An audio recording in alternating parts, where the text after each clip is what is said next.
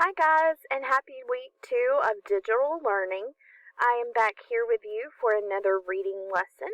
This week our reading target or learning target is the same for reading. I can compare the adventures and experiences of characters in familiar stories.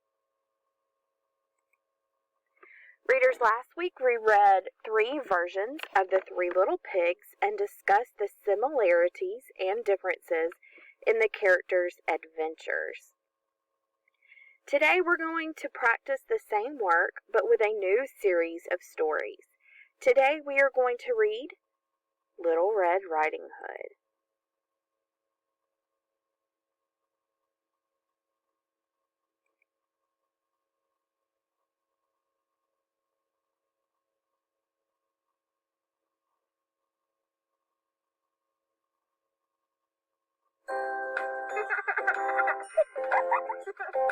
Welcome to Munchkin Storytime.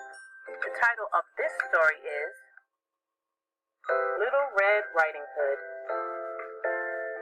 Once upon a time, there was a little girl who lived with her mommy in a cottage on the edge of a big forest.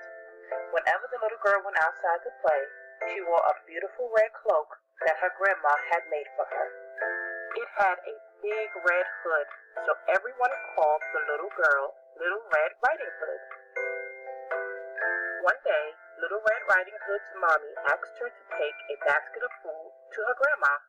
Grandma isn't feeling well, Mommy explained, and I'm sure she'd love to see you.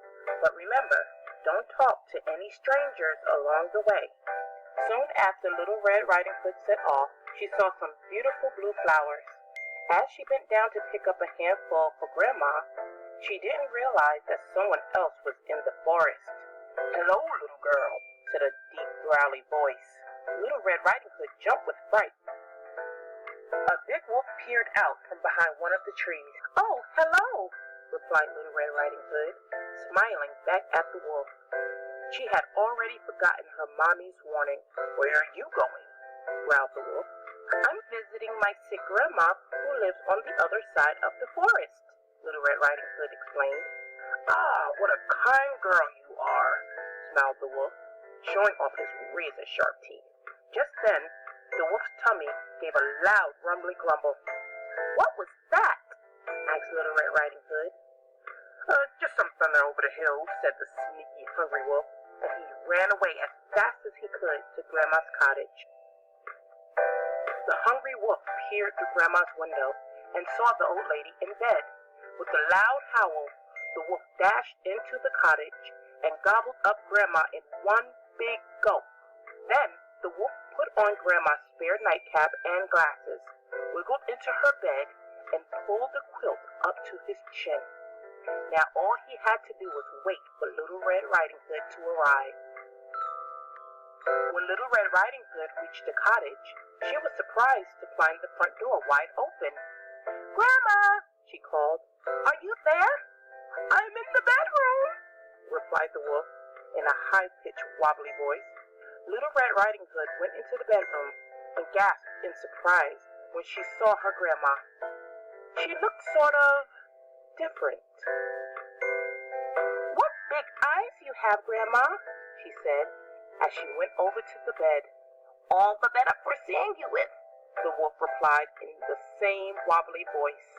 "Grandma, what big ears you have," Little Red Riding Hood added, moving closer. "All the better for hearing you with," said the wolf with a toothy grin. My, what big teeth you have, Grandma," stuttered Little Red Riding Hood.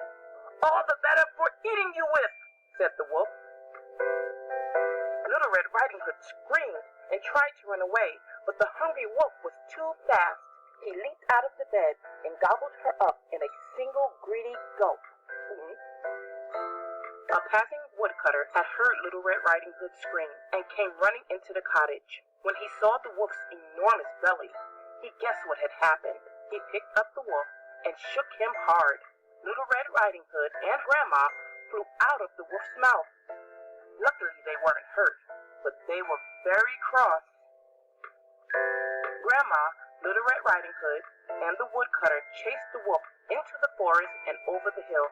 The embarrassed wolf never came back. and Little Red Riding Hood never spoke to strangers again.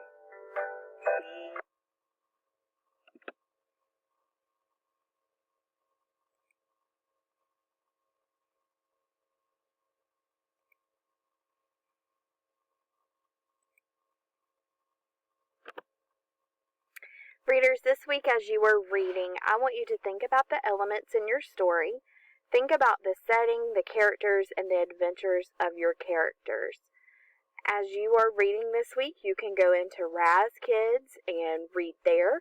You can read books you have at home. You can read books from your book baggies that hopefully you took home with you.